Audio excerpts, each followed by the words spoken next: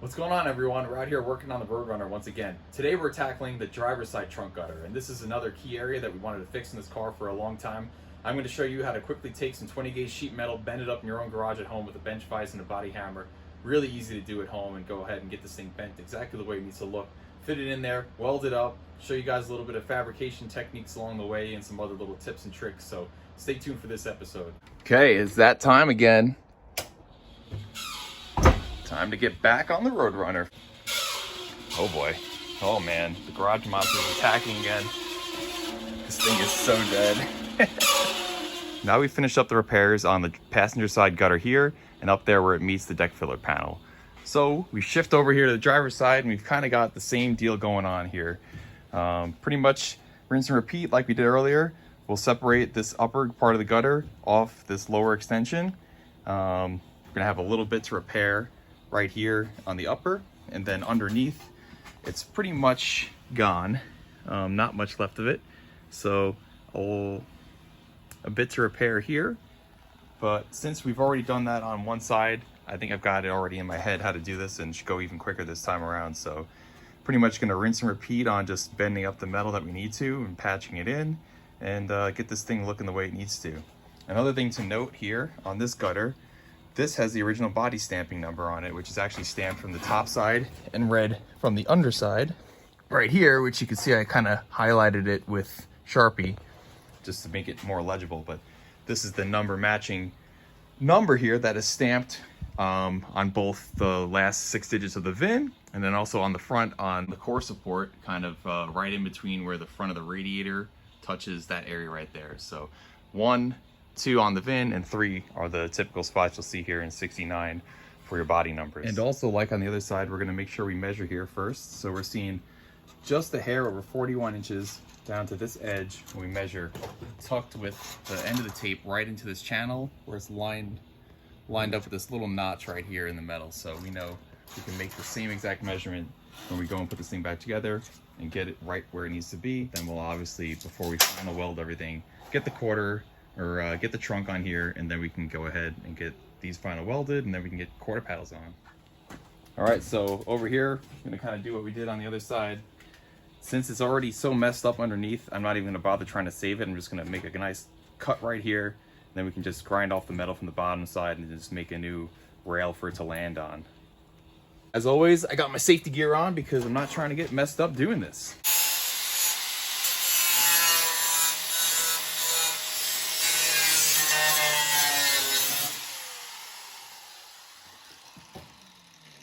Forgot to mention too, but we already ripped off the remaining area of what was left from that quarter panel right here on this edge too. So that's already cleared out. Now we can get underneath here, pull the rest of this part that's left from the bad gutter, and make a new patch.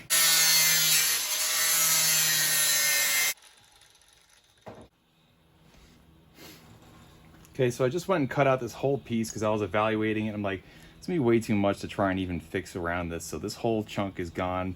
This is the remaining bits from the underside of this one where it landed underneath here. So we're just gonna completely build this one out for the bottom side first, and then we'll build out the top side and it'll land on top just the same way we kind of did over there. But yeah, this is junk. We need to get rid of that. Okay, now I'm gonna turn this into this and just get all these bends put into it here with a body hammer and a bench vise.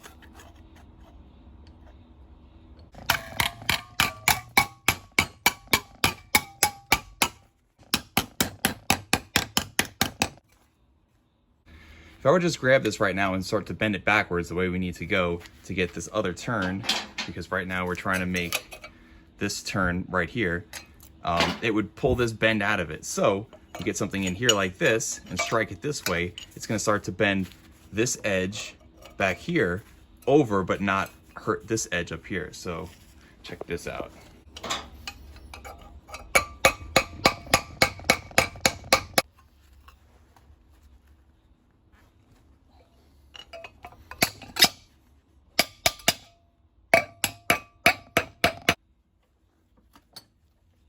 See now.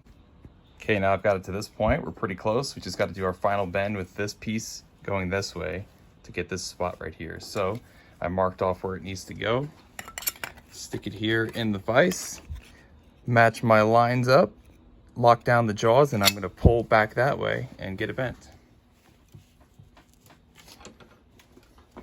Okay, now there's enough bends in this thing that I won't unbend the rest of them, and I'm just going to push carefully with these gloves because these corners are sharp, and I'm pushing and I'm getting that bend right there. Lefty loosey Frank. And there we have it. I went a little bit over, but it's easy to bend this part back up. But you can see here, we're pretty much on par with what we needed. And now we'll just do that one more time for the upper part and trim off all the excess that's hanging out. But there you go. There's a quick down and dirty with the bench vise, marker, little eyeball, little magic right there. Check that out for a nice little fit. So this is what's going to go here, attaching to this lower part. We also need to fix this piece that's missing here. But once this gets attached, then we'll build a second one that'll go right on top of it that attaches to the main upper. All right, and a little bit more work. We got this one made up, and this one's going to go up top. It's going to be attached to this side. I'll lay on here, just like this, over top of the lower gutter part that we've already repaired. And so you can see we're matching up pretty nicely with all of our bends. Kind of complex, but still, we got that all nicely aligned, and then we'll get this thing welded in. Okay, I've got this lower gutter area cleaned up really nicely. It's really good on there, cut to the length it needs to be. And then we're gonna get this upper gutter part welded on here, and then we can get this all meshed together once again. Okay, so since this area is gonna have this piece sitting on top of it, we don't wanna have bare metal on bare metal because that will just rust into the future. So we're gonna spray weld through primer right in this area and on the underside of that one, and then we can weld it up.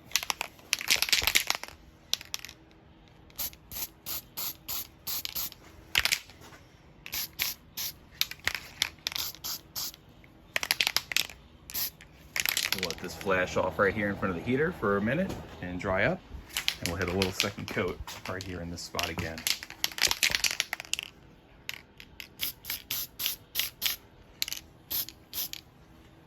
Sweet. About 3 hours and 45 minutes to get this point once again, but check that finish out. That fit, that looks pretty damn good, huh? Happy with that for sure. And now we'll just go ahead and spray a little bit more weld through because you can see a couple spots where these two pieces have been rubbing against each other, and it's gonna kind of wear that copper away. All right, I sprayed a little bit more of the copper weld through on both surfaces. Gonna let this dry up for a little bit, go inside, have some dinner, then we'll come out here.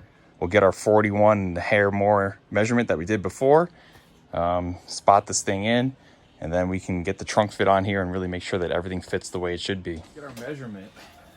So we're going right down to this tough spot, aligned up with that little tab right there, to this corner of the window, out to this edge. We're at just over 41. One clamp on here. Let's see if we like it.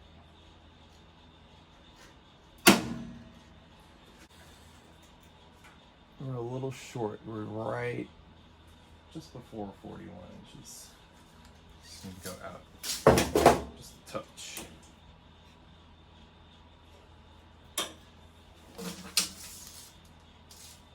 $41 and a 16th, just where we were before. Sweet. Clamp both sides down.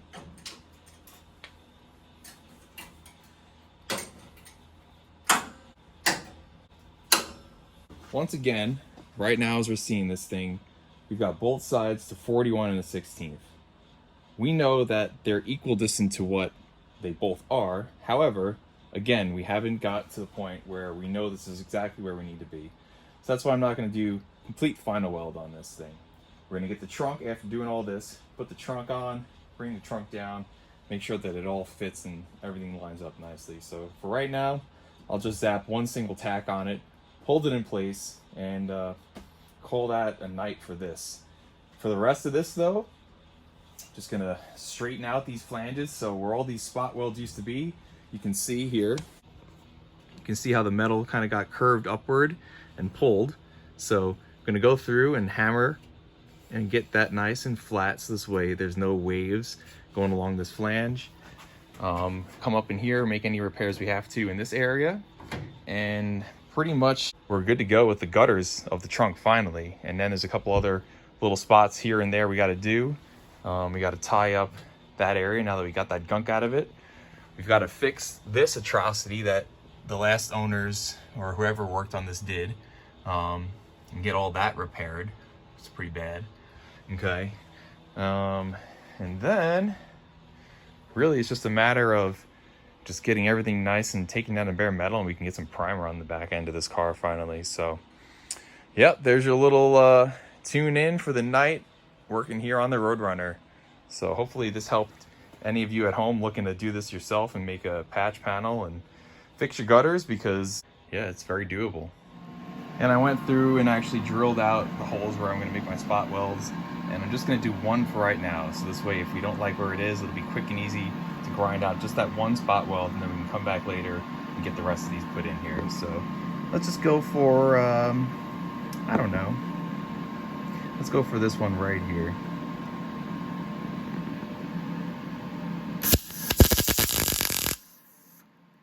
Boom, there you have it. Call that a night. Something I've always done with my welders whenever I close down the bottle, obviously close both valves, but you'll notice that the line is still pressurized. There's still gas in the line going down here to the welder. So I like to give it one final squeeze of the trigger to let that gas out of the line. You can hear now the line is totally clear. Does it make a difference? I don't know, but I figure I don't like to leave the gas line pressurized if I don't have to. So one little thing that I do here my way. All right, and now I'm gonna fill these old spot weld holes that came through from the top side of the flange from the old quarter panel, and wound up obviously busting holes through here. So filling it on the back side with a piece of aluminum, because it's a dissimilar metal, so the weld won't stick to it. It'll just kind of peel back off.